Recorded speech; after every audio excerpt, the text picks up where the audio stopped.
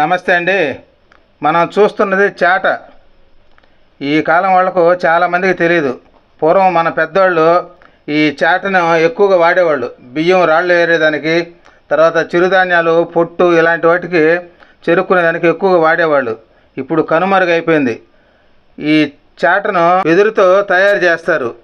అందువలన వీటికి అప్పుడప్పుడు చెదులు పురుగులు అలాంటివి పడుతుంటాయి. అందుకోసంగా పాత పడిన తర్వాత ఈ చాటకు కొత్తదనం వచ్చేదానికోసంగా పేస్ట్గా పూసేవాళ్ళు. ఇప్పుడు మీకు ఆ పేస్ట్ని ఏ విధంగా తయారు చేసే విధానం మీకు చూపిపోతున్నాం చూడండి. మన ఇంట్లో వేస్ట్ పేపర్లు ఉంటాయి. అలాంటి పేపర్లను తీసుకొని చిన్న చిన్న ముక్కలుగా కట్ చేసి పెట్టుకోవాలి. చూడండి, ఆ విధంగా చించి ముక్కలు ముక్కలుగా తీసి పెట్టుకోవాలి.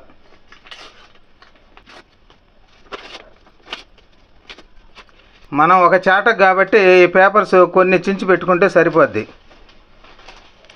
ఈ కట్ చేసుకున్న పేపర్స్ని ఒక గిన్నెలో వాటర్లో ఇవి నానేదాకా నానబెట్టుకోవాలి.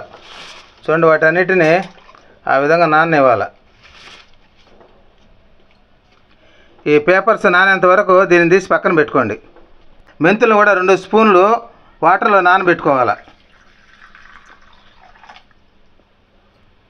ఈ మెంతులు నానేంత వరకు దీన్ని తీసి పక్కన పెట్టుకోవాలి.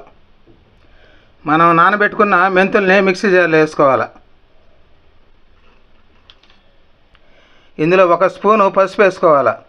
ఈ పసుపు వేసుకున్నందువల్ల కలర్ వస్తుంది. అంతేకాకుండా ఈ చాటకు పురుగు పట్టకుండా కాపాడుద్ది అన్నమాట ఈ పసుపు.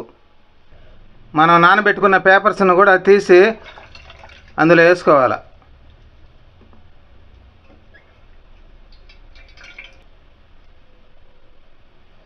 వీటన్నిటిని మెత్తగా మిక్సీ పట్టుకోవాలి.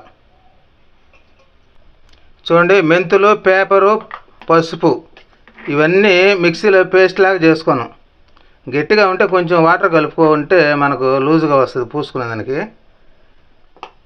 చూడండి, పేస్ట్ లాగా వేసుకోవాలి ఆ విధంగా. దీన్ని తీసి ఒక బౌల్లో పెట్టుకోవాలి.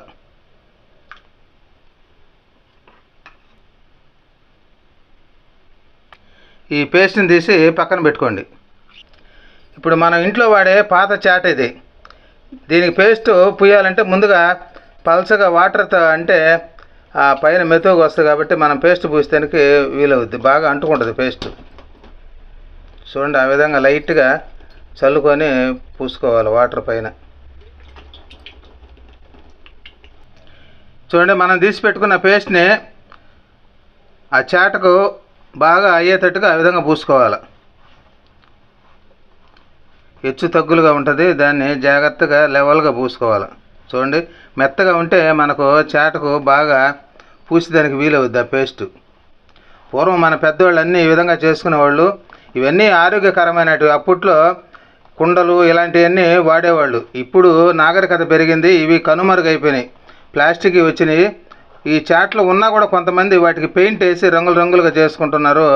ఆ విధంగా కాకుండా ఈ విధంగా చేసుకోగలిగితే ఆరోగ్యకరమైనటువంటిది, చూసేదానికి చాలా అందంగా కూడా ఉంటుంది. చూడండి, ఇది వెదురు కాబట్టి మనకు ఆరోగ్యకరమైనటువంటిది. ఆ విధంగా గ్యాప్ లేకుండా హెచ్చు తగ్గులు లేకుండా పూసుకోవాలి. ఆ విధంగా పూసేటప్పుడు జాగ్రత్తగా పూసుకోవాలి. ఎందుకంటే పాత చాట కాబట్టి ఎదురు ముక్కలు లేసి ఉంటే వాటిని జాగ్రత్తగా చూసుకొని సైడ్లో అంతా లెవెల్గా పూసుకోవాలి. ఆ విధంగా చూడండి.